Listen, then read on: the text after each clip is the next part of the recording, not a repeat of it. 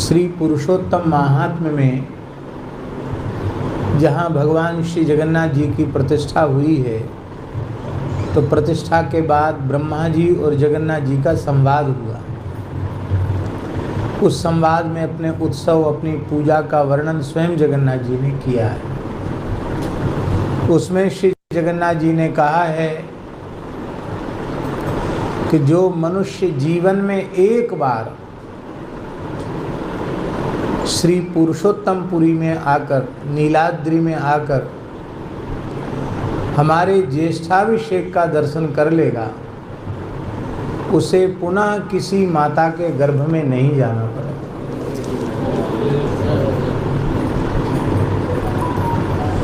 कितनी सुंदर बात है, कितनी अद्भुत बात है। बड़े बड़े कठोर साधन भी ऐसी गारंटी नहीं ले सकते। तो मृत्यु के क्षण में पता नहीं अंतःकरण की, चित्त की कैसी अवस्था हुई, लेकिन भगवान स्वयं ये गारंटी ले रहे हैं, प्रतिश्रुति दे रहे हैं। भगवान जगन्नाथ ब्रह्मा जी को वचन दे रहे हैं कि जो मेरे ज्येष्ठाभिषेक का आकर दर्शन करेगा, उस जीव को फिर किसी माता के गर्भ में नहीं जाना पड़ेगा, अर्थात वह भगवान श्री जगन्नाथ महाप्रभु की नित्य सन्निधि प्राप्त कर लेगा।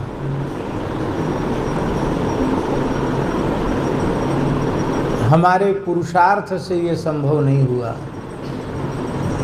ये श्री जगन्नाथ महाप्रभु की अहेतुकी कृपा से संभव हुआ।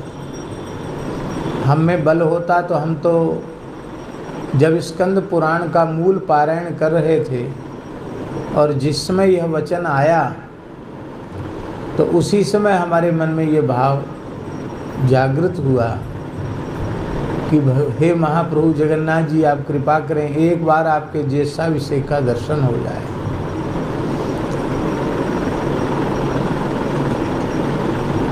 अपने बल, अपने पुरुषार्थ से तो कोई यहाँ पहुँच नहीं सकता। इस बार श्री जगन्नाथ महाप्रभु ने इस दास पर विशेष कृपा की है, करुणा की है, जो उनके श्री नीलाचल धाम में आकर उनके रत्नवेदी पर विराजमान झांकी का भी दर्शन करने का सौभाग्य मिला। और स्नान मंडप में भगवान श्री जगन्नाथ जी के सौलभ्य का विशेष अनुभव हुआ।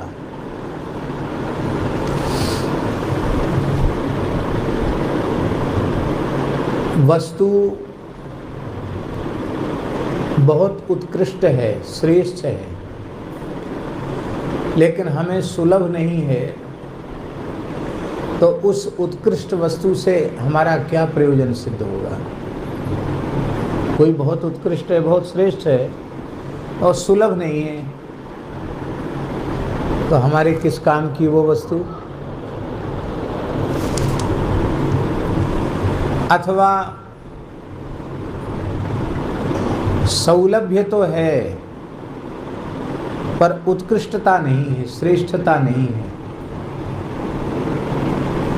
वो जो वस्तु है वो विनाशी है, तो अत्यंत सुलभ होने पर भी जो वस्तु उत्कृष्ट नहीं है, उसकी प्राप्ति का भी क्या प्रयोजन।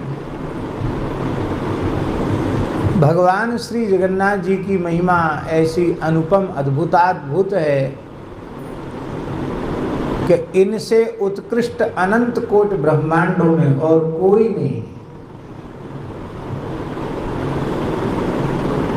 इसलिए हमने आरंभ में ही स्मरण किया, वे अनंत कोटि ब्रह्मांड नायक हैं, सर्वेश्वर हैं, परात्पर परब्रह्म हैं, असंख्य दिव्य कल्याण गुणगण निलय हैं, निखिल हेय प्रत्यनीक हैं, उनमें कोई हेय गुण है ही नहीं, उनके विरोधी हैं। और इतने बड़े होने के बाद भी वे भक्त वांछा कल्पतरु हैं।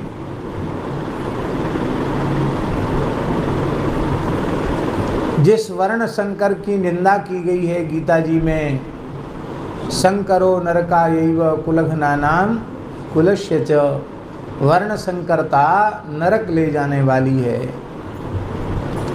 और उसमें भी एक ऐसा वर्ण शंकर कुल में उत्पन्न होने वाला जिसका पिता यवन और जिसकी माता ब्राह्मणी। और हमारे शास्त्रों के अनुसार इस प्रकार की संतान को महाचांडाल से भी पतित कहा गया। और ऐसे कुल में उत्पन्न उस अधमाधम जीव पर भी श्री जगन्नाथ महाप्रभु ने ऐसी कृपा की कि आज वह सबके द्वारा वंदनीय और पूज्य हो गया। श्री जगन्नाथ जी का लाडला भक्त श्री साल्वे, यही नाम है, अनुपम भक्त श्री साल्वे। कैसी अद्भुत बात है।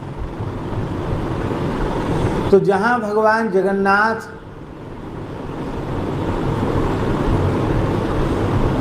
सर्वोत्कृष्ट हैं, सबसे श्रेष्ठ हैं, वहीं उनकी सुलभता कैसी अद्भुत है। चारों धाम में मंदिर के मूल ठाकुर जी कहीं बाहर आकर किसी से मिलते नहीं हैं, बड़े हैं। वहीं जाकर दर्शन जो कर सकते हैं वो करते हैं, जो नहीं कर सकते वो शिखर को ही प्रणाम कर लेते हैं, ध्वजा को ही नमस्कार कर लेते हैं। श्री बद्रिकाश्रम में लिखा है संस्कृत में बाहर, आर्य धर्मे तराणाम प्रवेशो सर्वथा निषिद्धा। क्या लिखा है? आर्य धर्मे तराणाम प्रवेशो सर्वथा निषिद्धा। जो हिंदू वैदिक सनातन धर्म के अनुयायी नहीं हैं उनका प्रवेश सर्वथा निषिद्ध है। ऐसी अनेक स्थलों पर मर्यादा है और मर्यादा रहनी भी चाहिए, उसका निषेध नहीं है, उसका आदर। यहाँ भी हिंदी में लिखा है, हमने कल या परसों पढ़ा, केवल हिंदुओं के लिए ही प्रवेश, मंदिर में केवल हिंदुओं के लिए ही प्रवेश है, ऐसा लिखा है।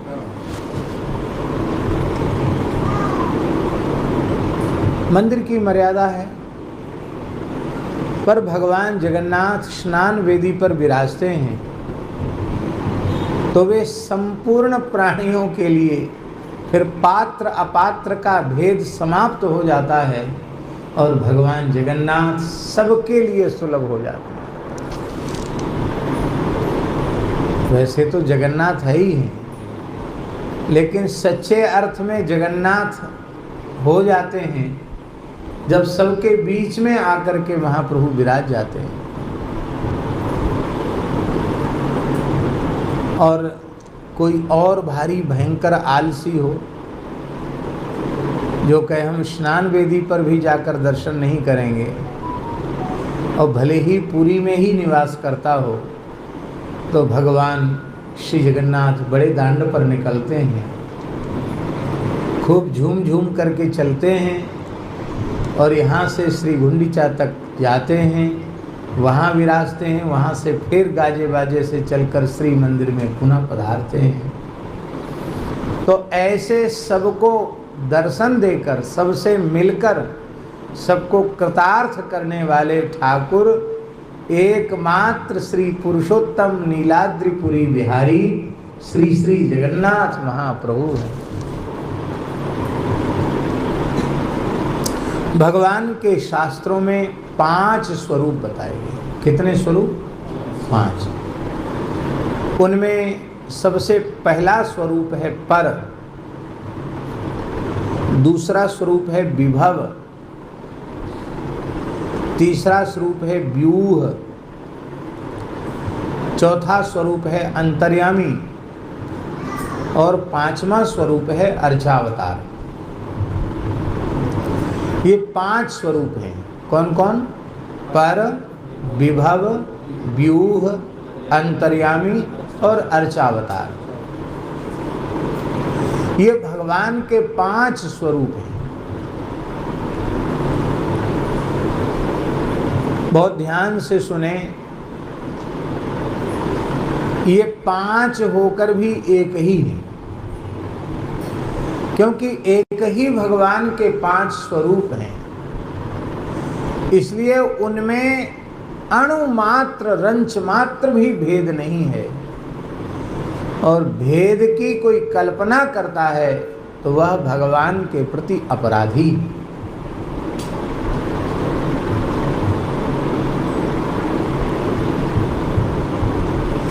जो परात्पर स्वरूप है वही विभव स्वरूप है।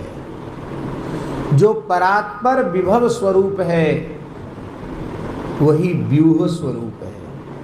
जो परात्पर विभव व्यूह स्वरूप है वही अंतर्यामी स्वरूप है। और जो परात्पर विभव व्यूह अंतर्यामी स्वरूप है वही अर्चावतार स्वरूप है। इसको हमारे वैष्णवाचार्यों में श्री वल्लभाचार्य जी ने जलभेद कह करके, जलभेद का उदाहरण दे करके इसको अपने दर्शन ग्रंथ में स्पष्ट किया है। जलभेद क्या? मेघ में स्थित जल अलग है। मेघ में जल है कि नहीं? बादल में जल है, मेघमाला में जल है। मेघ में जल नहीं होता तो बरसता कैसे? बरसता है, इसका मतलब उसमें जल है। फिर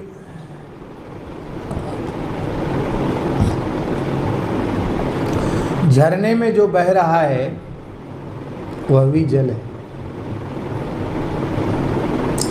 नदी में जो बह रहा है वह भी जल है। और सरोवर में जो स्थित है वो भी जल है। और कुएं में जो स्थित है, कूप में जो स्थित है वो भी जल है। और आपके जलपात्र में स्थित जो जल है वह भी, उसमें भेद है क्या? जलत्वेन, जल में कोई भेद नहीं है, क्योंकि वह मेघमाला में स्थित जल ही झरने का जल बना है। वही नदी के जल के रूप में परिवर्तित हुआ है, वही सरोवर में परिवर्तित हुआ है, वही कूप में परिवर्तित हुआ है, और वही समुद्र में परिवर्तित हुआ है, और फिर वही पुनः मेघ में, मेघ के रूप में परिवर्तित हो जाता है। तो ये पूरी प्रक्रिया थोड़ा थोड़ा आकार, प्रकार और स्वरूप के भेद के कारण उनके नाम में भेद हो जाता है, लेकिन तत्वतः जल में भेद नहीं है, जल एक ही है। ऐसे ही भगवान के 5 स्वरूप समझाने की दृष्टि से कहे गए हैं। वस्तुतः भगवान एक ही है।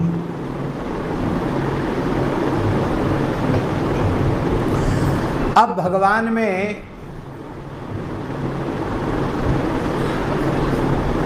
महत्व गुण तो है ही है। अर्जुन ने श्रीमद् भगवद गीता में कहा, न त्वत्समोस्त्यभ्यधिकः कुतोऽन्यः। आपकी बराबरी का कोई नहीं है तो आपसे अधिक तो कोई होगा ही कैसे? भगवान श्री कृष्ण से कहा कि आपकी बराबरी पर ही कोई नहीं है तो आपसे बड़ा होने का तो प्रश्न ही नहीं है। तो भगवान का महत्व गुण सर्वोपरि है, इनसे बड़ा और कोई दूसरा नहीं है। पर इतने बड़े भगवान हम सबको अत्यंत सुलभ हैं। इतने बड़े होकर भी वे अत्यंत सुलभ हैं। ये हम सब जीवों पर भगवान की कितनी बड़ी कृपा करुणा है। अब देखिए, वस्तुतः पांचों स्वरूपों में भेद नहीं है, किंतु सौलभ्य सबसे अधिक कहाँ है? सुलभता। आप लोग हमारी भाषा समझ रहे हैं कि नहीं? भगवान सुलभ कहाँ है सबसे अधिक? तो भगवान अर्चावतार में सबसे अधिक सुलभ। परात्पर स्वरूप में इतनी दुर्लभता है, इतनी दुर्लभता है, इतनी दुर्लभता है कि श्रीमद् भागवत के द्वितीय स्कंध के प्रमाण के अनुसार भगवान के दिव्य धाम का दर्शन ब्रह्मा जी को भी अपने दिव्य देह से नहीं होता है। भगवान के धाम में भगवान का परम ऐश्वर्यमय जो स्वरूप है उसका दर्शन ब्रह्मा जी को भी ध्यान में होता है, समाधि में होता है। माने ब्रह्मा जी भी अपने दिव्य शरीर से वहां पहुंच नहीं सकते। जब ब्रह्मा जी जो उनके खास बेटा हैं वही जब वहां नहीं पहुंच सकते, उनके लिए परात्पर स्वरूप में दुर्लभता है, तो हमारे जैसे कलिमल ग्रसित प्राणी उनके लिए तो फिर जब ब्रह्मा जी को भी सुलभ नहीं है तो हमारे लिए सुलभ कहाँ से होगा? हाँ, यह बात अवश्य है कि उस परात्पर धाम में पहुंचने का मार्ग है, उसकी एक प्रणाली है, और वह प्रणाली है श्री गुरुपादाश्रय ग्रहण पूर्वक भगवत शरणागत हो जाए, और भगवत शरणागत को जिस विधि से अपना कालक्षेप करना चाहिए, कालक्षेप माने अपने समय को व्यतीत करना चाहिए, क्योंकि जो भगवत शरणागत है उसके लिए अपने कल्याण के लिए भी किसी साधन की अनिवार्यता नहीं है, क्योंकि साधन और साध्य दो हों तब ना। उपाय और उपेय दोनों भगवान बन रहे हैं। शरणागति का अर्थ क्या है? शरणागति माने भगवान ही उपाय हैं और भगवान ही उपेय हैं। तो जिस क्षण जीव भगवत शरणागत हुआ उसी क्षण मुक्त हो गया संसार चक्र से। इसलिए शरणागति भी एक ही बार होती है, बार बार नहीं होती है।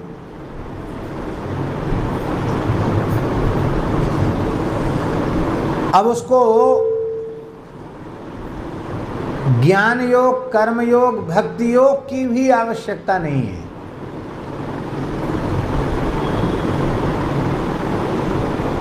ज्ञान योग में देहादि प्रकृति से ऊपर उठना पड़ेगा।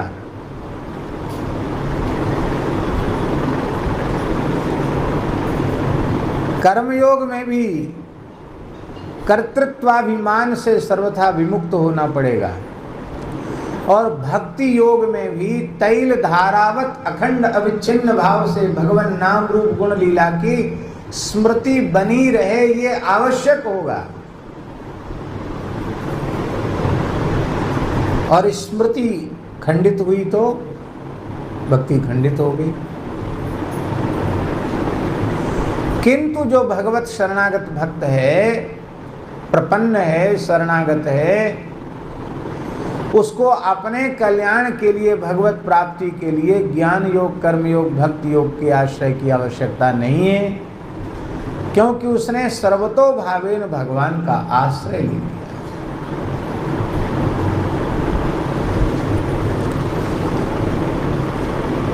अब किसी साधन की जरूरत तो रही नहीं, तब क्या करें?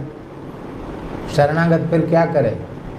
फिर न तिलक लगावे, न तुलसी धारण करे, न एकादशी करे, न संतों की सेवा करे, न गुरुजनों की सेवा करे, फिर तो उसका जीवन कैसा होगा? न नाम जप करे, न नाम संकीर्तन करे, न भगवान की सेवा करे।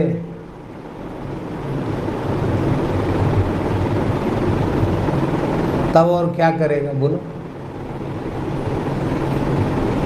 यदि ये नहीं करेगा तो क्या करे? कथा न सुने, कीर्तन न करे, भगवत सेवा न करे तो क्या करे?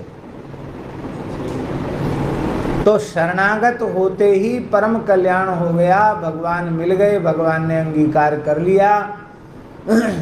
अब इस शरीर का प्रारब्ध शेष जब तक नहीं हो जाता है तब तक का जो भगवत प्रदत्त समय है, क्योंकि भगवान की शरण में जाते ही जीव का दूसरा जन्म हो जाता है, अब नया जन्म हो गया है।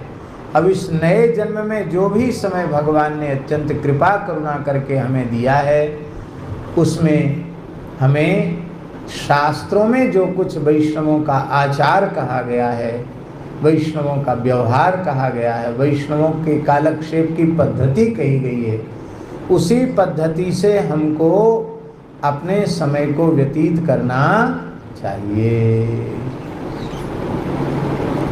अब देखो, बिना बुलाए ज्ञान योग आ गया शरणागत के पास, बिना बुलाए कर्मयोग आ गया और बिना बुलाए भक्ति योग आ गया, तीनों आ गए, पर वो साधन के रूप में उनका आश्रय नहीं लिया गया है। ऐसा कहने में भी हमें कोई संकोच नहीं है कि ये जितने साधन हैं ये भी किसी शरणागत भक्त की प्रतीक्षा करते हैं कि हमें भी शरणागत भक्त के निकट पहुंचने का अवसर मिल जाए, ये अपने आचार में व्यवहार में हमें स्वीकार कर लें तो हम कृतार्थ हो जाएं, हम धन्य हो जाएं। इसलिए ये साधन उनके निकट पहुंच जाते हैं।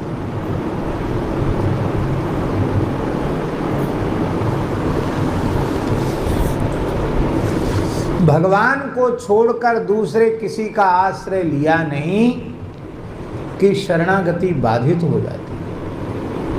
अन्याश्रय ही प्रपत्ति का सबसे बड़ा दोष है।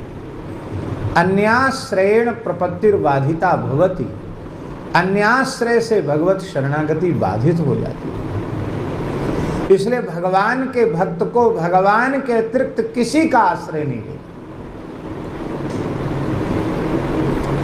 परम परम पतिव्रता सर्वतो भावेन अपने पति का ही आश्रय लेती है, ऐसे ही सर्वतो भावेन भगवान का आश्रय लेकर के, श्री जगन्नाथ प्रभु का आश्रय लेकर के रहें।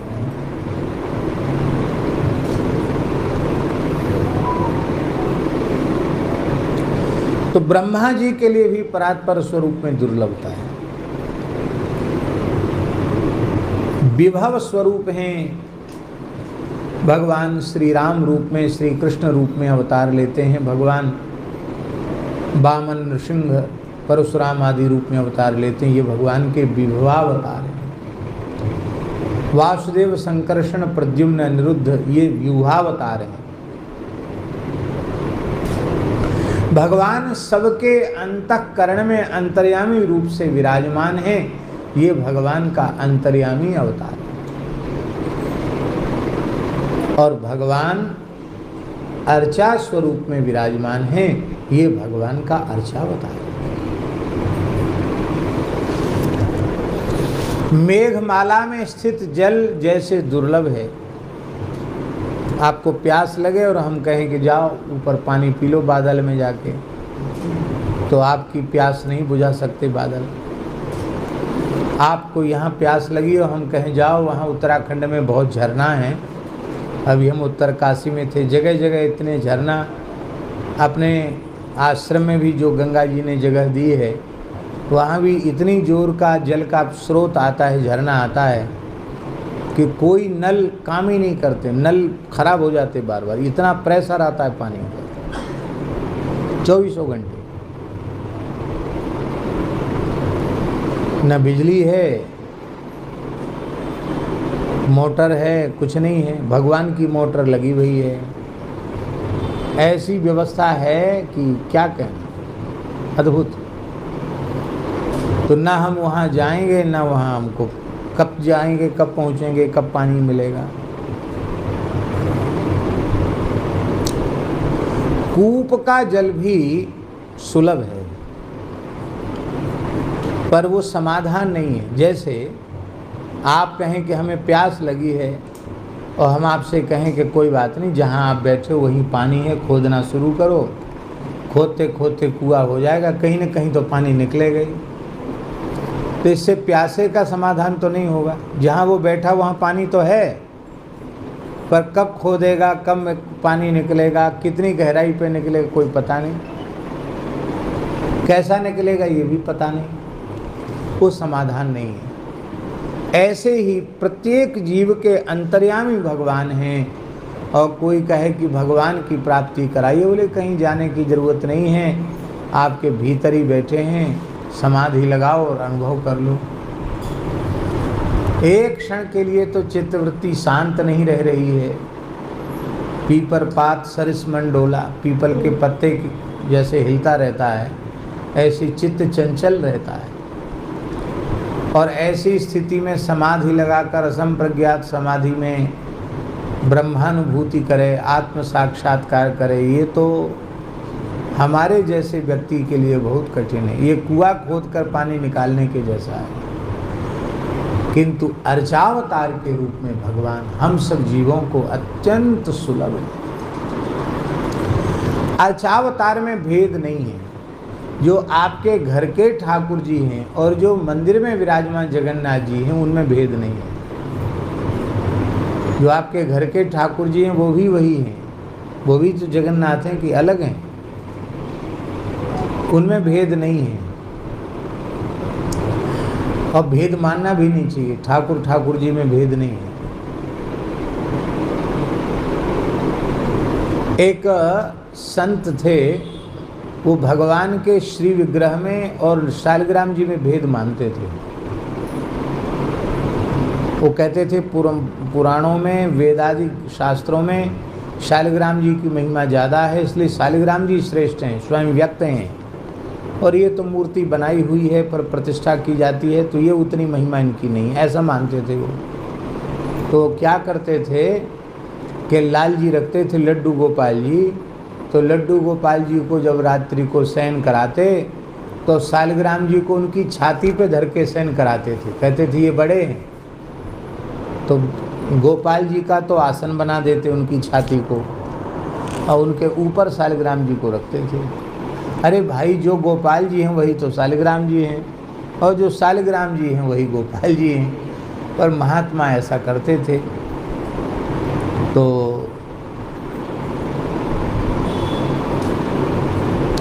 श्री गोकुल गए। कहाँ गए? ब्रज में गोकुल है ना, उसमें गोकुल में श्री गोसाई विठलनाथ जी विराज रहे थे, श्री वल्लभाचार्य महाप्रभु के द्वितीय पुत्र। उनको पता चला तो उन्होंने समझाया कि देखो, भगवान के विग्रह में और भगवान के शालिग्राम स्वरूप में भेद नहीं है। शास्त्रों में दो स्वरूप हैं, एक सकल एक निष्कल। तो सकल स्वरूप विग्रह हो गए, निष्कल स्वरूप शालिग्राम जी हो गए, उनमें भेद कहाँ है? हाँ, शास्त्र की विधि के अनुसार सकल निष्कल दोनों को मिलाकर पूजा पूर्ण मानी जाती है, तो ठीक है, लेकिन उसमें बड़ा छोटा करना अच्छा नहीं है। लेकिन वो माने नहीं, भले ही बोले तमाम ग्रंथों में प्रमाण लिखा है शालिग्राम जी सबसे बड़े होते हैं, शालिग्राम जी सबसे श्रेष्ठ हैं, तो फिर वो कुछ नहीं बोले, मौन हो गए। उन्होंने उस रात को फिर वही जो रोज करते थे, शालिग्राम जी को गोपाल जी की छाती पर विराजमान किया। और जब सवेरे उन्होंने भगवान का उत्थापन कराया, जगार कराई, मंगला कराई, तो देखा शालिग्राम जी चूर चूर हो गए, एकदम रेत जैसे महीन हो गए। अब तो वो बड़े दुखी हो गए कि हाय हाय, ये क्या हुआ, हमारे शालिग्राम जी चूर चूर कैसे हो गए। बड़े दुखी हो गए, रोने लगे। महात्मा तो थे ही बेचारे, और बड़ा प्रेम था उनका शालिग्राम जी में। रोते रोते आए, बोले महाराज पता नहीं क्या घटना घट गई, कोई भार भी नहीं पड़ा, किसी ने दबाया नहीं, कैसे हो गया, भगवान तो चूरा चूरा होके और सब बिस्तर में फैल गए हैं। देखो ये उनका चूर्ण है, शालिग्राम जी का, सब इकट्ठा करके लाए थे, रेत रेत जैसा श्याम वर्ण का चूर्ण है ये। तो उन्होंने कहा ऐसा करो आप कि शालिग्राम जी आपको मिल जाएंगे, गोपाल जी को स्नान कराओ और गोपाल जी के स्नान के जल से उनको गीला करके चूर्ण को और ऐसे ऐसे करके गोली बना दो, तो जैसे शालिग्राम जी थे ऐसे कर दो, हो जाएगा। तो उनको भरोसा नहीं था कि ऐसा हो जाएगा, लेकिन उन्होंने इतने बड़े महात्मा कह रहे हैं तो उनकी बात माननी चाहिए। तो उन्होंने ऐसे ऐसे करके किया, वो हो गए, शालिग्राम जी बन गए। अरे महाराज, ये तो गोपाल जी बड़े हो गए। गोपाल जी के स्नान के जल से शालिग्राम जी फिर से प्रकट हो गए, तो गोपाल जी बड़े हो गए। अरे गोपाल जी बड़े हो गए, शालिग्राम जी बड़े हो गए, ये झगड़ा नहीं है। जो गोपाल जी हैं वही शालिग्राम जी हैं, जो शालिग्राम जी हैं वही गोपाल जी हैं।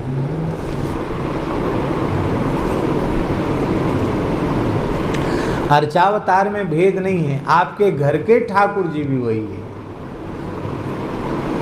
लेकिन आपके मन में भेद बना हुआ है, इसलिए ऐसी स्थिति। अब एक विशेष बात जो हम निवेदन कर रहे हैं वो ये है कि यद्यपि भगवान के स्वरूप में भेद नहीं है, लेकिन इसके बाद भी भगवान जीवों पर कृपा करुणा करने के लिए जब स्वयं अपने संकल्प से अर्चावतार के रूप में अभिव्यक्त होते हैं, प्रकट होते हैं, तो उनकी महिमा, क्योंकि वो अपनी संपूर्ण महिमा को अपने में प्रतिष्ठित करके विराजमान होते हैं। जैसे श्री जगन्नाथ जी स्वयं प्रकट हैं, अनंत कोट ब्रह्मांडों के निर्माता को भला कौन निर्माण करेगा, कौन बनाएगा? उनको तो कोई बना ही नहीं सकता। और एक कहावत है हमारे ब्रज में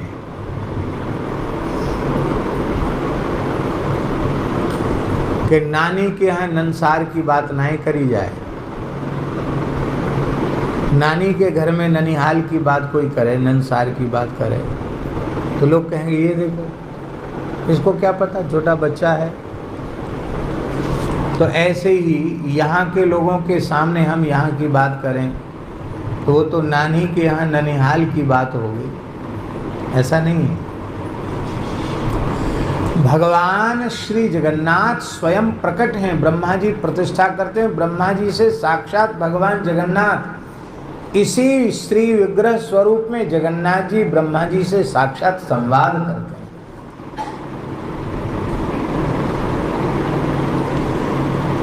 इसलिए अर्चावतार स्वरूप में भी जहाँ भगवान अपने संकल्प से प्रकट होते हैं, वहाँ विशेष भगवान की कला, भगवान का स्वरूप विशेष रूप में वहाँ अनुभव में आता है। वहाँ घर के ठाकुर जी में आपको भावना बनानी पड़ेगी, और वहाँ भावना बनी बनाई है, उसको बनाने का।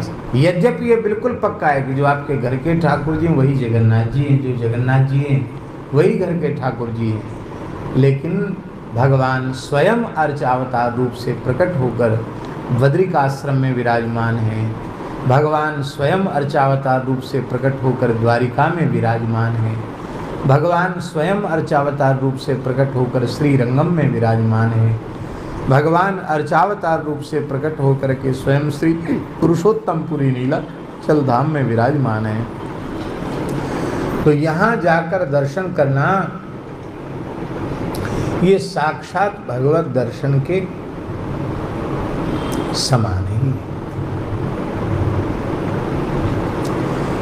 तो हम लोग बड़े भाग्यशाली हैं कि हम लोगों को श्री जगन्नाथ जी का दर्शन हुआ। हमको ऐसा लगता है कि जगन्नाथ जी तो जगन्नाथ जी हैं,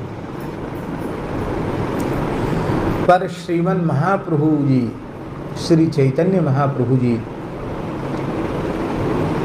श्री नवद्वीप धाम की पवित्र भूमि पर अवतरित होकर अपने परिकर सहित यहाँ न पधारते और यहाँ न विराजते, और श्री जगन्नाथ जी के भावमय स्वरूप को अपने महाभाव के द्वारा उसको प्रकट न करते, अभिव्यक्त न करते, तो शायद हम लोग कोई भी जगन्नाथ जी का क्या स्वरूप है इसको अणुमात्र भी नहीं जान पाते। तो आज वर्तमान समय में श्री जगन्नाथ महाप्रभु का जो दिव्य स्वरूप, जो महात्म्य यत्किंचित रूप में प्रतिष्ठित है, उसके मूल में श्रीमन महाप्रभु थे।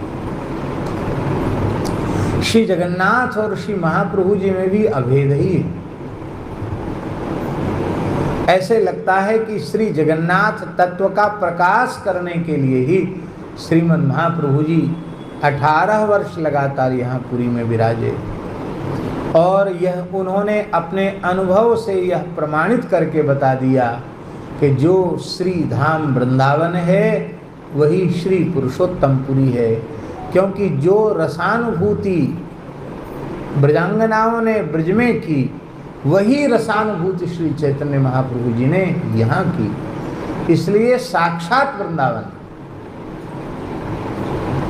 यदि कोई इसे ब्रजभूमि से, वृंदावन से भिन्न मानता है तो धाम के प्रति उसका अपराध बन जाए। ये साक्षात वृंदावन। हृदय में वृंदावन हो तो कहीं भी जाए वहां वृंदावन प्रकट हो जाएगा, और हृदय में वृंदावन न हो तो वृंदावन में भी वृंदावन की अनुभूति नहीं होगी।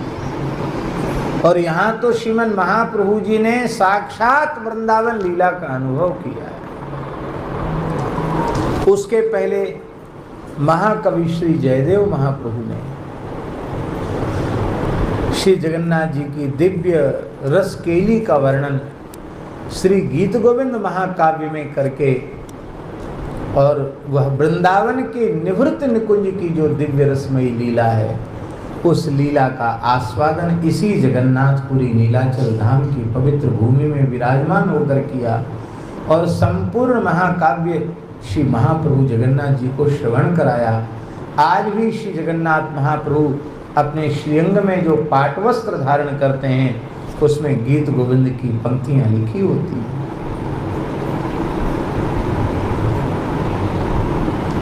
ये साक्षात वृंदावन। श्री गोपीनाथ जी, टोडा गोपीनाथ जी विराजमान है। ठाकुर जी खड़े थे और कहते श्री गदाधर जी के लिए ठाकुर जी बैठे। आज बैठे इतने ऊंचे लंबे लगते हैं ठाकुर जी, तो खड़े होते तो कितने लंबे लगते। हम तो कई बार सोचते हैं कि यदि भारतवर्ष के जितने भगवान श्री कृष्ण के स्वरूप हैं उनकी प्रतियोगिता कराई जाती कि लंबाई में सबसे ज़्यादा कौन है, तो हमारे जगन्नाथपुरी वाले गोपीनाथ जी सबसे आगे निकल जाते। इतना मधुर दिव्य स्वरूप है श्री गोपीनाथ जी का, क्या कहना, अद्भुत स्वरूप। भगवान में भेद नहीं है, ये तो विनोद के लिए कह रहे हैं। ठाकुर जी इतने बैठे हुए, इतने क्षर हरि भगवान की सुदीर्घ श्री अंग की कांति है, और भगवान खड़े होते तो कितने ऊंचे होते।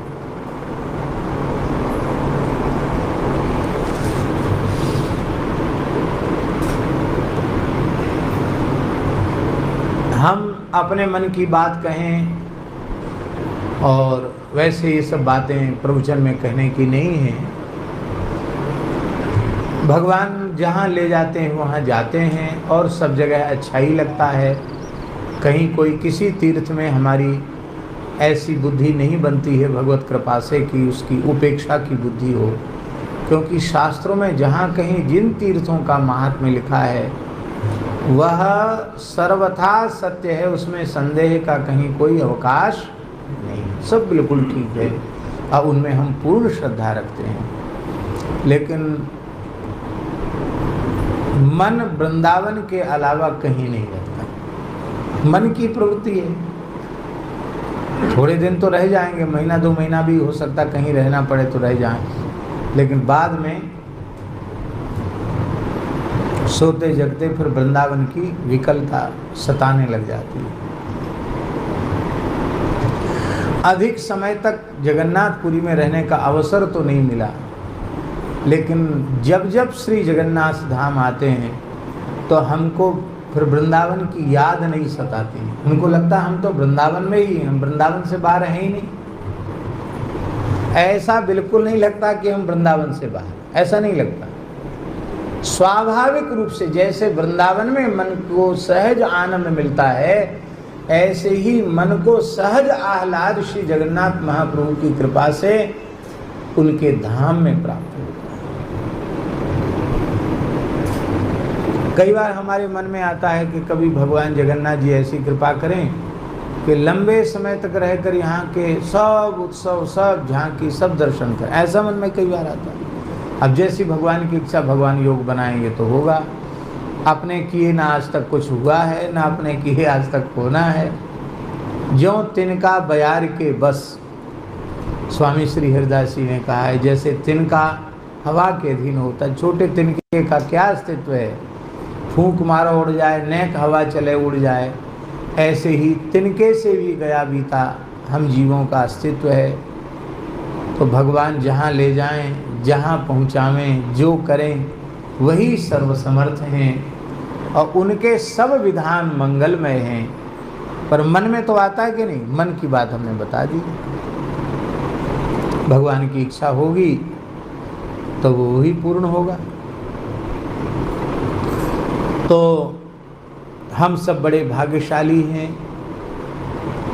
भगवान जब अर्चावतार स्वरूप में प्रकट होते हैं तो जीवों को अत्यंत सुलभ हो जाते हैं, और उन अर्चावतारों में भी जो भगवान अपने संकल्प से प्रकट होते हैं तो उनमें विशेष वैशिष्ट्य आ जाता है। अर्चावतार रूप से जगन्नाथ जी ने जितनी लीलाएं की हैं इस कलिकाल में और आज भी कर रहे हैं, उतनी लीलाएं अर्चावतार स्वरूप से बहुत कम जगह सुनने को, देखने को प्राप्त होती। जैसे हमारे अब इस समय नाथद्वारा में विराजमान है श्रीनाथ जी। श्रीनाथ जी के भी अर्चावतार स्वरूप की बहुत सी लीलाएं जब वो ब्रज में थे। और पंढरपुर में श्री विठल भगवान की, पंढरीनाथ भगवान की भी अर्चावतार की बहुत सी लीलाएं जो अनेक भक्तों के साथ भगवान ने लीलाएं की। अब देखो विचित्र लीला अर्चावतार की, आप सुनेंगे तो आपको लगेगा कि हम तो पहली बार सुन रहे हैं। भगवान के मन में आता था कि नामदेव जो है ना हमारा भक्त, वो एकदम अकिंचन परिवार के हैं, और हमको तो देखो मंगला से लेके सैन तक कितने बढ़िया बढ़िया भोग लगते हैं, और ये बेचारा रूखा सूखा खा के रहता। कभी इसका भी ऐसा ही खूब आदर सत्कार हो। तो भगवान पंढरीनाथ जी नामदेव जी से कहते कि नामा, तुम्हारी माँ पूरन पूड़ी बहुत अच्छी बनाती है। पूरन पूड़ी महाराष्ट्र का व्यंजन है। पूरन पूड़ी बहुत अच्छी बनाती है, वो घी के साथ खाने में बहुत स्वाद लगता है। तो तुम्हारे घर में हमारा न्योता कराओ, तो तुम्हारी माँ रसोई बनाए और मैं पूरन पूड़ी खाऊं, और माँ जो कुछ बनाए वो सब मैं खाऊं। तो सौभाग्य की बात है, आप पधारो। ठाकुर जी बोले क्या करें नामदेव, बड़ी समस्या है, मंदिर छोड़ के कहीं नहीं जा सकते। हमारे मन की मन में ही सवेरे से लेकर रात तक हमको सबको दर्शन देना पड़ता है। हजारों लाखों लोग आते, सबको दर्शन देना। वहाँ सोने भी कम देते हैं भगवान को, जैसे यहाँ भी जगन्नाथ जी को कम सोने देते हैं लोग। जितने बड़े होंगे उतना कम सोना पड़ेगा। बच्चा बहुत छोटा होता है, खूब सोता है, 10-10, 12-12 घंटे भी सो जाता है, कोई विक्षेप नहीं। जितना बड़ा बन जाओगे उतना सोना कम मिलेगा, विश्राम कम मिलेगा। ये तो बहुत बड़े हैं। एक बार तो हम थे यहाँ जगन्नाथ जी में, तो पूज्य गोरीलाल कुंज वाले महाराज जी भी थे उस समय साथ में। यहाँ जो महल के पास में जो गेस्ट हाउस वगैरह बने हैं ना, क्या कहते हैं उनको, अलग अलग फ्लैट जैसे बने हैं, ये जो हैं भक्त निवास, ये महाराज साहब का ही है। महाराज साहब के ही, गजपति महाराज का ही है जी, हाँ, राजा श्रीनगर के अंदर। तो वहाँ भी एक बार हम लोग रुके थे, कई साल हो गए, 10-12 दिन रुके थे। बस ज़्यादा परिचय किसी से था नहीं, इसलिए बिना परिचय के बहुत बढ़िया होता है। कोई पूछने वाला नहीं, कोई जांचने वाला नहीं, चाहे जहाँ बैठे रहो चाहे जहाँ खड़े रहो।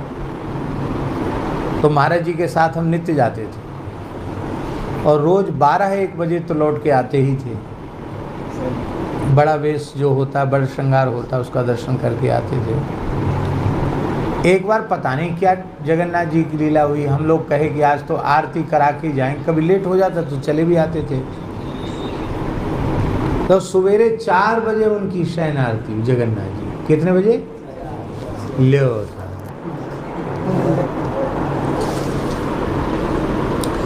गोरेलाल जी वाले महाराज जी बोले कि अब ये सोएंगे कब, जगेंगे कब? बोले बस थोड़ी देर, अभी निद्रा देवी आई हैं, थोड़ी देर बाद कीर्तन वाले आ जाएंगे, प्रभाती गाएंगे, जगाएंगे जगन्नाथ जी। अरे बोले भाई ये तो ठाकुर जी के साथ बड़ा अन्याय हो रहा है, सोने नहीं देते। क्या कह रहे थे हम? हाँ, तो वो पंढरपुर में भी ठाकुर जी बहुत दर्शन देते, देर रात तक दर्शन देते, दिन भर दर्शन देते हैं। बोले क्या करें, भीड़ बहुत है और हम यहाँ से जाएंगे मंदिर सूना हो जाएगा, ये पुजारी लोग जाने नहीं देंगे। अब ठाकुर जी के लिए कठिन काम है, वो तो यहाँ भी खड़े रह सकते, वहाँ भी जा सकते, लेकिन ये उनकी लीला है।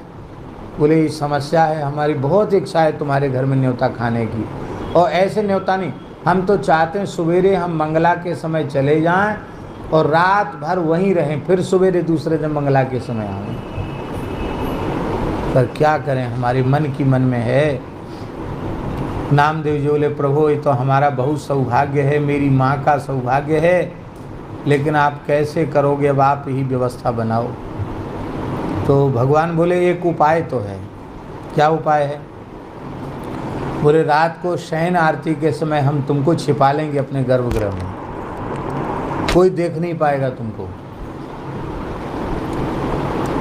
और तुम हमारी जगह पे खड़े हो जाना ऐसे। कोई नहीं पहचान पाएगा कि तुम नामदेव हो, सब यही कहेंगे कि पंढरीनाथ भगवान, ऐसे खड़े हो जाना। बस एक बात है, हिलना डुलना नहीं। हाँ, हिलोगे डुलोगे तो भेद खुल जाएगा। हमारे लिए इतना तो कर लो, और हम रात को ही तुम्हारे घर पे जाके सोएंगे, सवेरे मंगला होगी, सब काम घर पे ही होंगे, और तुम्हारी माँ के हाथ से ही सब पूरा ग्रहण करेंगे। और यहाँ हमारी जगह तुम खड़े होकर मंगला, श्रृंगार, राजभोग, उत्थापन, जितने भोग, जितनी आरती सब तुम्हारी होगी। और सवेरे सवेरे तुम्हारे शरीर से कपड़ा हटावें तो तुम कुछ बोलना नहीं, क्योंकि वो सब कपड़ा हटा देते, नंगा भी कर देते हैं। भगवान को नहाएंगे तो सब कपड़ा हटा देंगे, तो तुम मत कहना कि अरे भाई क्या भाई थोड़ा तो कपड़ा रखो शरीर में, ऐसा मत बोलना। तुम तो चुपचाप खड़े रहना। फिर वहाँ क्या होता, आज भी होता है, सवेरे सवेरे भगवान को मुख पर माखन का लेप किया जाता है। माखन पिसी हुई मिश्री होती है, देसी मिश्री, और गाय का, भारतीय देशी गाय का शुद्ध मक्खन, एक गोला आज भी भगवान पंढरीनाथ के मुख पर ऐसे चिपका दिया जाता है, फिर उसको छुड़ा लेते हैं। ये मंगला भोग होता है, वो पद्धति है वहाँ की। सवेरे सवेरे ठाकुर जी को माखन मिश्री। तो ठाकुर जी बोले कि देखो मुख पर लगाएंगे तो सही माखन पुजारी लोग, लेकिन तुम लालच में, मुंह में पानी भी तुम्हारे आएगा, पर लालच में कहीं ऐसे मत कर लेना, कहीं खा लिया, जीभ फेर लिया तो फिर लोग पीटेंगे तुमको, भगवान कहाँ चले गए, नामदेव यहाँ के कहाँ से खड़ा हो गया। इसलिए बहुत सावधानी रखना। फिर तुमको दूध से स्नान कराएंगे, पोछेंगे, मालिश करेंगे, वस्त्र पहनाएंगे। और भगवान ने अपने स्वरूप में नामदेव जी को श्री मंदिर में खड़ा कर दिया और स्वयं वहाँ चले गए। अब वहाँ पाते, और हर आरती का दर्शन करने भगवान खुद आते। भगवान मंगला दर्शन करने भी आए, नामदेव जी को खड़ा देख के मंगला दर्शन करके भगवान निहाल हो, वाह मेरा प्यारा नामा कितना बढ़िया लग रहा मेरे स्वरूप। और भगवान की लीला सबको, नामदेव जी नहीं दिखाई पड़ रहे हैं, सबको भगवान पंढरीनाथ ही दिखाई पड़ रहे हैं। यह है भक्त का भगवान के साथ अभेद। और शयन हो गया तो ठाकुर जी अपनी जगह पे आके खड़े हो गए। नामदेव जी का जाओ अपने घर जाओ। बोलो भक्त वत्सल भगवान की। अब देखो भगवान ने अर्चावतार रूप से कितनी विलक्षण लीला की। जतिपुरा में श्री गोपाल जी श्रीनाथ जी विराज रहे और ठाकुर जी को इच्छा हुई कि वहीं गिरिराज जी में टोंड़ का घना है। टोंड़ का घना एक जंगल है, गिरिराज जी के निकट ही है।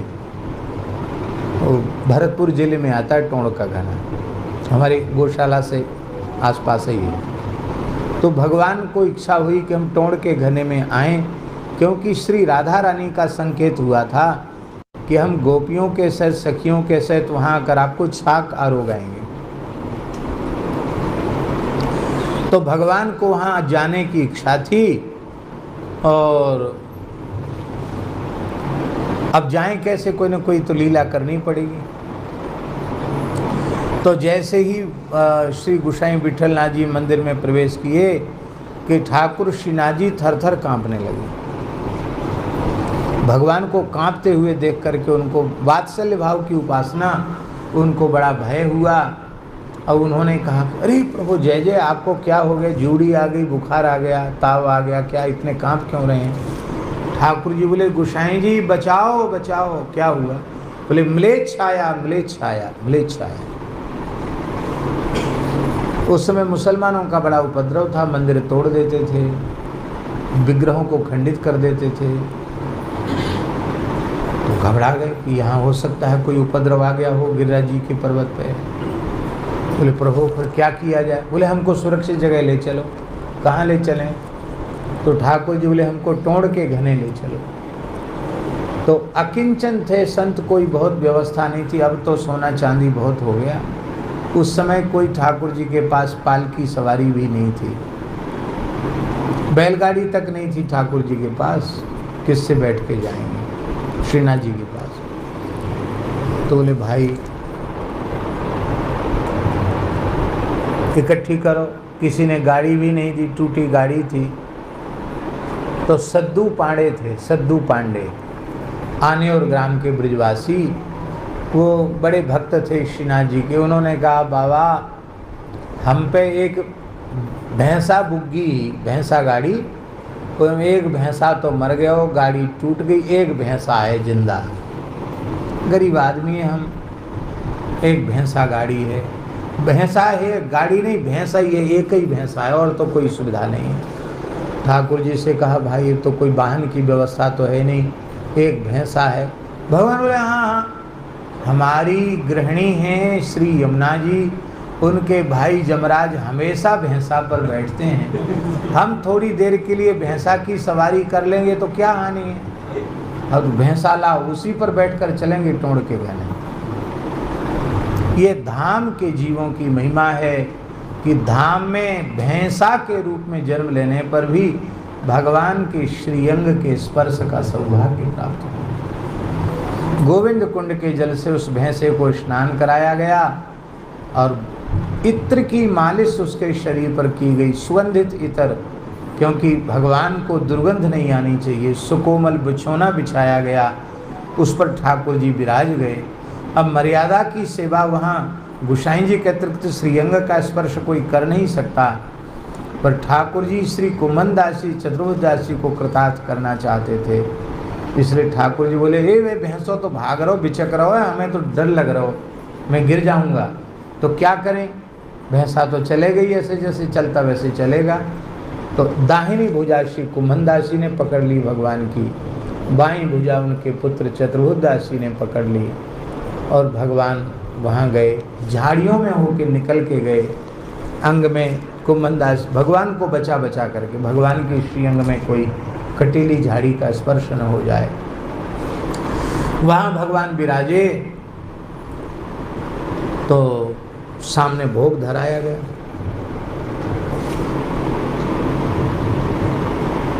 ठाकुर जी बोले नहीं पाएंगे, भूख नहीं? बोले भूख तो है, खाएंगे क्यों नहीं?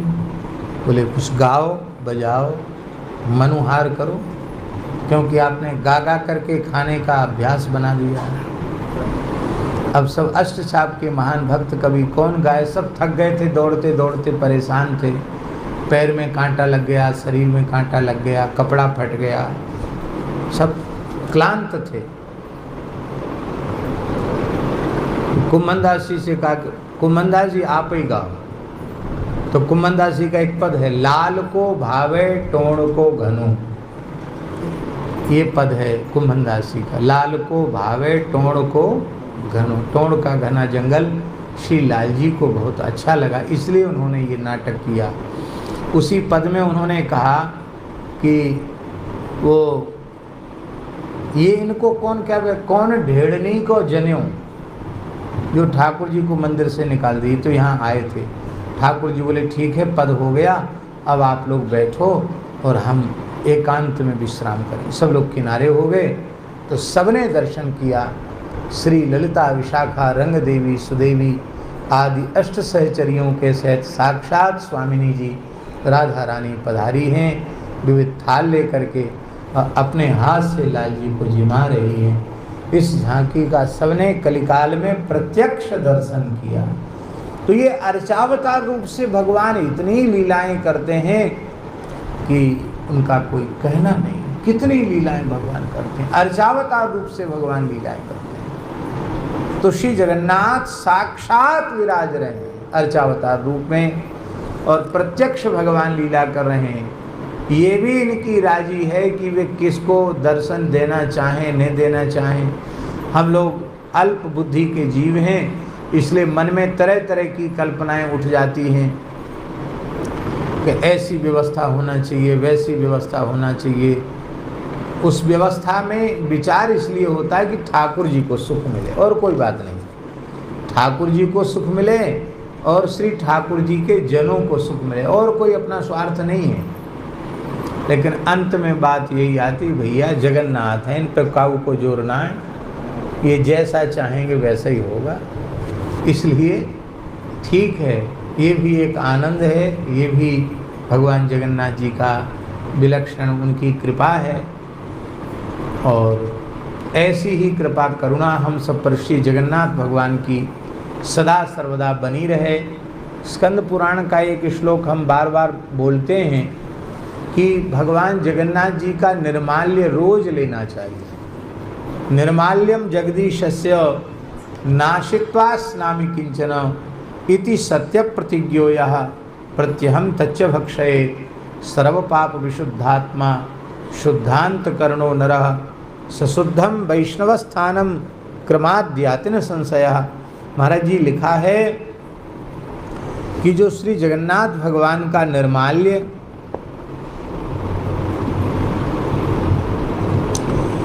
उसका एक एक कण उसकी इतनी महिमा है। निर्माल्यम जगदीशस्य नाशित्वा स्नामि किंचन, बिना श्री जगन्नाथ जी का निर्माल्य लिए मैं कुछ भी ग्रहण नहीं करूँगा। ऐसी सच्ची प्रतिज्ञा जिस व्यक्ति ने कर ली है और प्रतिदिन स्नान के पश्चात जगन्नाथ जी का निर्माल्य अपने मुख में विराजमान करता है, सर्व पाप विशुद्धात्मा, उसका अंतःकरण संपूर्ण पापों से विनिवृत्त होकर के, उसका अंतःकरण पूरी तरह से शुद्ध होकर के और शुद्ध अंतःकरण में ज्ञान भक्ति वैराग्य का प्रकाश हो जाता है, भगवत प्रेम का प्रकाश हो जाता है। और शुद्धांत कर्णो नरः सशुद्धम वैष्णवस्थानम क्रमाद्यातिन संशया, गुणातीत भगवान का जो दिव्य धाम गोलोक वैकुंठ साकेत है, वो जहाँ जिस स्वरूप को प्राप्त करना चाहता है वहाँ पहुँच करके वह भगवान को प्राप्त करके धन्य हो जाएगा। ऐसा स्कंद पुराण में पुरुषोत्तम महात्म्य में लिखा है। प्रसाद के संबंध में कुछ बात हम आपको जरूर बोल देते हैं।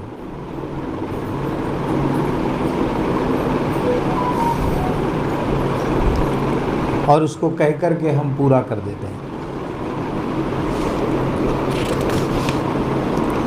अभी अभी हमारे नित्य पाठ में जो श्लोक आए उसमें हम ये बोल रहे हैं। और ये ग्रंथ है देवी भागवत। एक बात हम बड़ी विनम्रता पूर्वक निवेदन कर रहे हैं, वैष्णवों के ही चरणों में प्रणाम करके निवेदन कर रहे हैं, जिसमें किसी के मन में कोई पीड़ा न पहुंचे।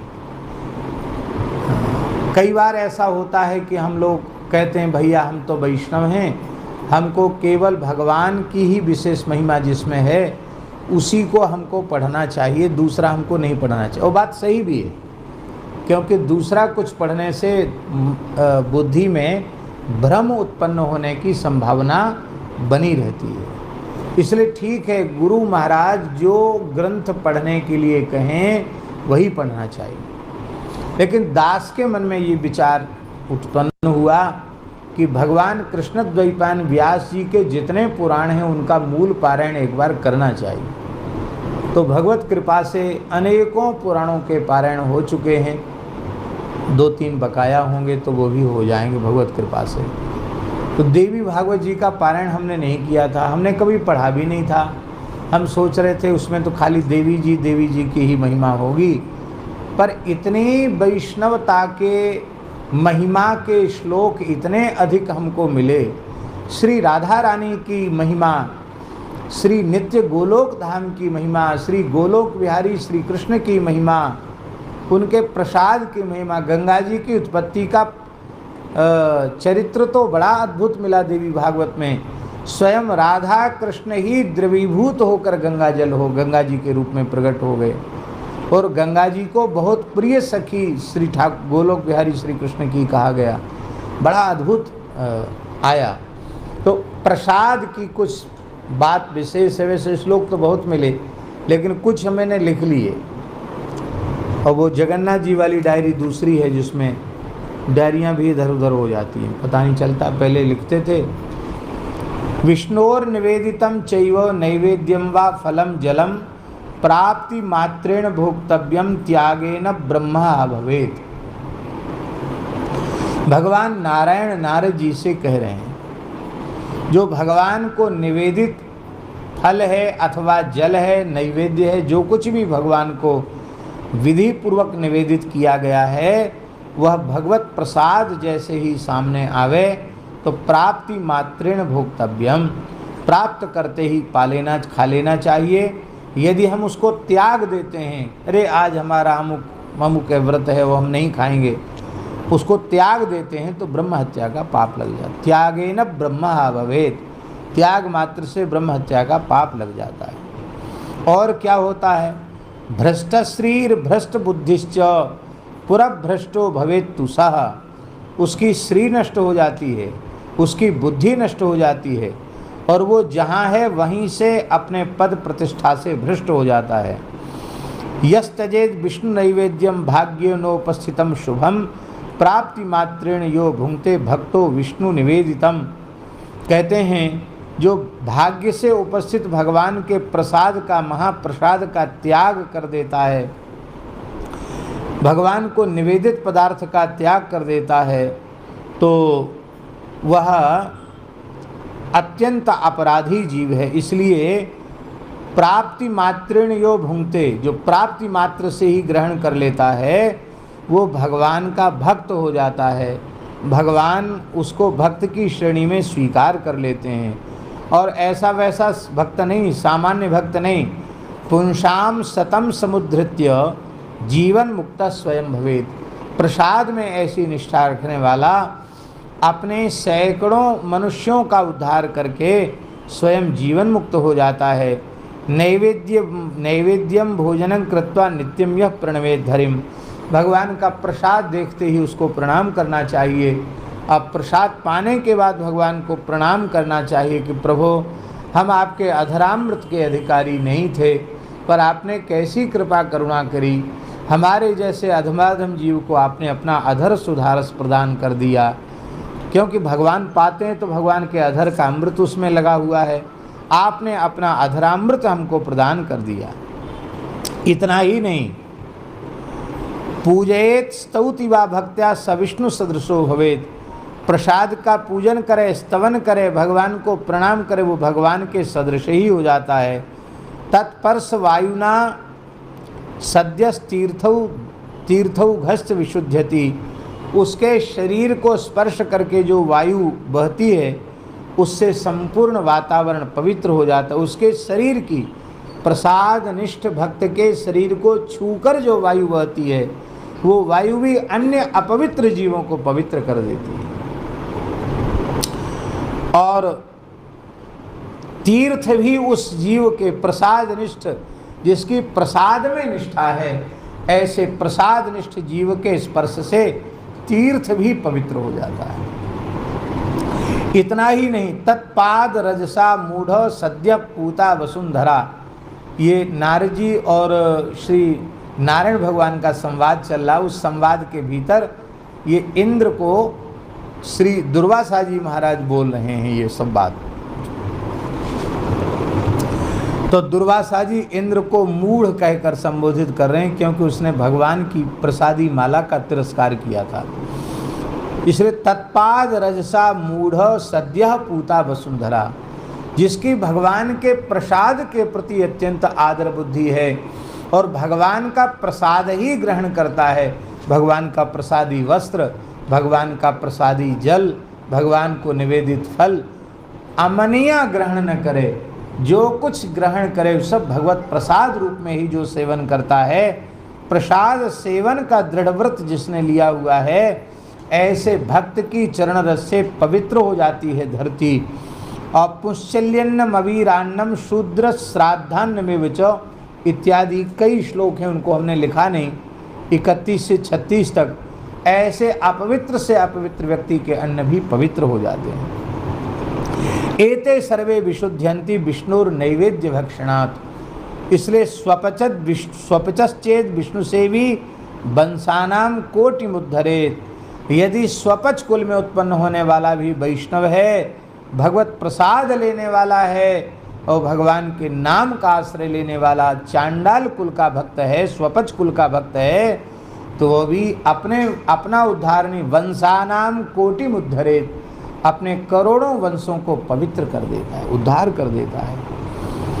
अज्ञानाद यदि गृह्णाति विष्णोर निर्माल्यमेव हरेर भक्तो मनुज स्वयं चु रक्षितुमक्षमः, जो भगवान का भक्त नहीं है वह अपनी रक्षा नहीं कर सकता, किंतु अज्ञान पूर्वक भी जगन्नाथ जी का महाप्रसाद कोई ले लेता है, निर्माल्य ले लेता है, तो कहते हैं सप्त जन्मार्जितात पापान मुच्यते नात्र संशया, अज्ञान पूर्वक ले ले तो 7 जन्म के पाप नष्ट हो जाते जगन्नाथ जी का प्रसाद लेते हैं। कितने जन्म के?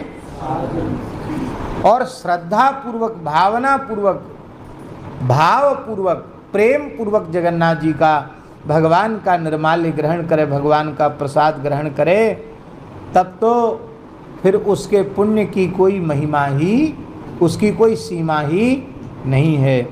ज्ञात्वा भक्त्याच ग्रहणाति विष्णोर नैवेद्यमेव च कोटि जन्मार्जितात पापान मुच्यते निश्चितम हरे, करोड़ों जन्मों के पाप उसके नष्ट हो जाते हैं। और प्रसाद की महिमा सर्वत्र है, पर श्री जगन्नाथपुरी में भगवान अपनी संपूर्ण महिमा के सहित अपने दिव्य प्रसाद में ही विराजमान हैं, क्योंकि भगवती महालक्ष्मी ने जीवों के परम कल्याण के लिए भगवान जगन्नाथ से वचन ले लिया है कि यहाँ आप जीवों के दोष गुण का विचार नहीं करेंगे, पात्र पात्र कुपात्र का भेद नहीं रखेंगे, जो भी आकर यहाँ श्री क्षेत्र में आपका प्रसाद ग्रहण कर लेगा वो मुक्त हो जाएगा, ऐसा आश्वासन आप हमें प्रदान कीजिए। हम लोग बड़े भाग्यशाली हैं, ऐसी ही कृपा जगन्नाथ जी की हम सब पर बनी रहे।